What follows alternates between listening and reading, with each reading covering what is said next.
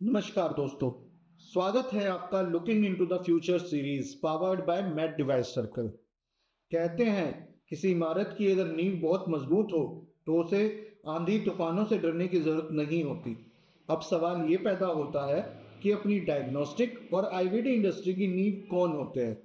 उनके field sales manager, उनके regional managers, उनके जोनल मैनेजर्स और वो सभी मैनेजर्स जो ग्राउंड रियलिटी से जुड़े हैं। आज मैं बात करना चाहूँगा उन डिसीजन मेकर्स के बारे में जिनके डिसीजंस आने वाले टाइम में ये डिसाइड करेंगे कि कंपनी आगे जाने वाली है या पीछे रह जाने वाली है। आप एक सेल्स मैनेजर से क्या एक्सपेक्ट करते हो, डिसीजन मेकर या टारगेट अचीवर? यहीं पर 90% कंपनियां गलती कर रही हैं।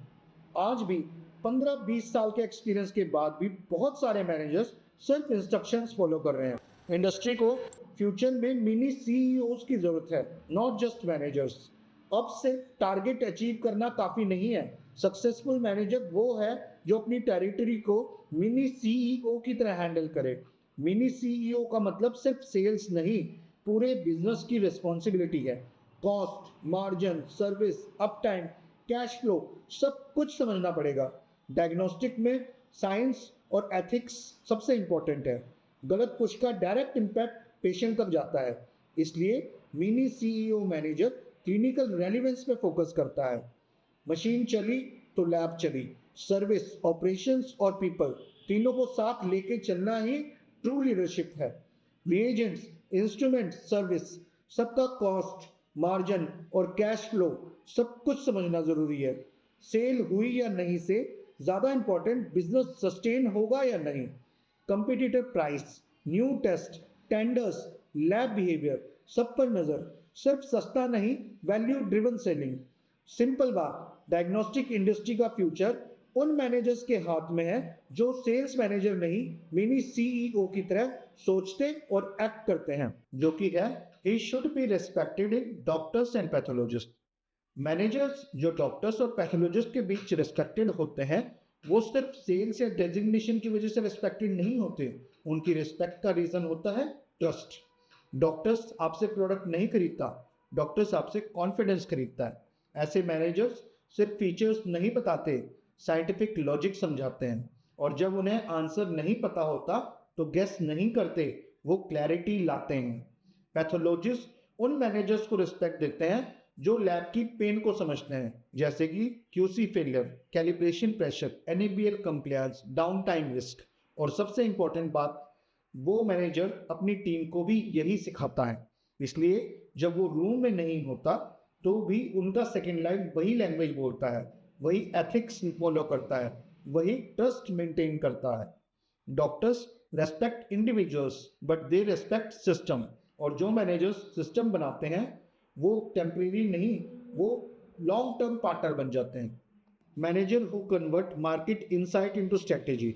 मार्केट इनसाइट का मतलब ये नहीं होता कि प्राइस कम चल रहा है या कंपटीशन एग्रेसिव हो गया है। रियल मैनेजर्स वो होते हैं जो नॉइस और सिग्नल का डिफरेंस समझते हैं। मार्केट जो बोलता है वो हर बार सच नहीं होता, लेकिन मार्केट जो बिहेव करता है वो हमेशा सच दिखाता है। इनसाइट तब बनती है जब आप ऑब्जर्व करते हो, जैसे कि डॉक्टर्स का बाइंग पैटर्न, पैथोलॉजिस्ट का रिस्क एपेटाइट, लैब का कैश फ्लो साइकिल और सर्विस टॉलरेंस लेवल। और स्ट्रेटेजी तब बनती है जब आप उस इनसाइट को एक्शनेबल डिसीजन में कन्वर्ट करते हो।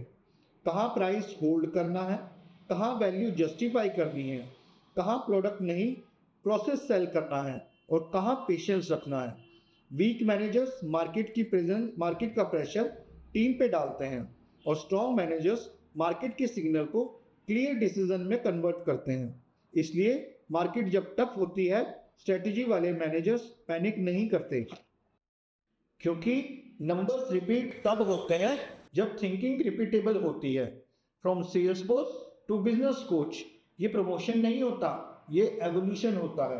बॉस रिजल्ट मांगता है और कोच रिजल्ट बनाना सिखाता है। So now moving to our last but not the least skill, managers as servant leaders. Servant leader का मतलब ये नहीं होता कि मैनेजर अथॉरिटी लूज कर जाता है या वो वीक हो जाता है। सर्वेंट लीडर वो होता है जो पहले सिस्टम को सर्व करता है, फिर टीम को ग्रो करता है और फिर बिजनेस को स्केल करता है।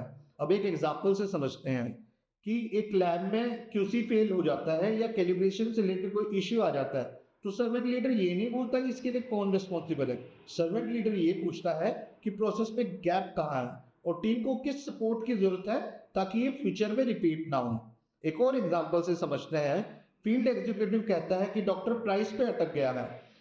सर्वेंट लीडर सिर्फ प्रेशर नहीं डालता कि इसे क्लोज करके आओ, वो उसके साथ बैठता है, वैल्यू आर्टिकुलेशन इंप्रूव करता है, साइंटिफिक कन्वर्सेशन रिफाइन करता है और ऑब्जेक्शन को लर्निंग अपॉर्चुनिटी बना देता है।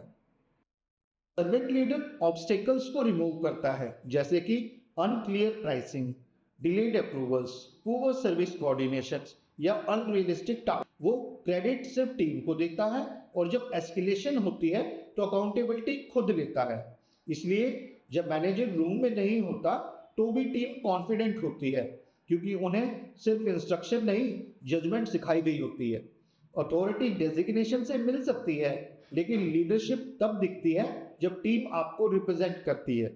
सर्वेंट लीडर्स ऊपर नहीं बैठते, वो सिस्टम के बीच खड़े होते हैं ताकि बिजनेस और पीपल दोनों सेफ रहें। स्ट्रॉन्ग मैनेजर्स कंट्रोल करते हैं, लेकिन ग्रेट मैनेजर्स एनेबल करते हैं। Managers, if you're already doing most of the things which are listed down in the video, then be happy, you are future ready. Now, also the points explained in the episode 2 are either skills or attitudes. Then both skills and attitudes can be acquired with conscious efforts. So दोस्तों, ये था episode number 2, एक honest picture future के field sales manager के बारे में। अगर आप भी बदलते फ्यूचर का हिस्सा बनना चाहते हैं तो जुड़े रहिए looking into the future series powered by mad device circle. मैं हूं प्रवीण शर्मा। मिलते हैं अगले एपिसोड में एक नए पर्सपेक्टिव के साथ। नमस्कार।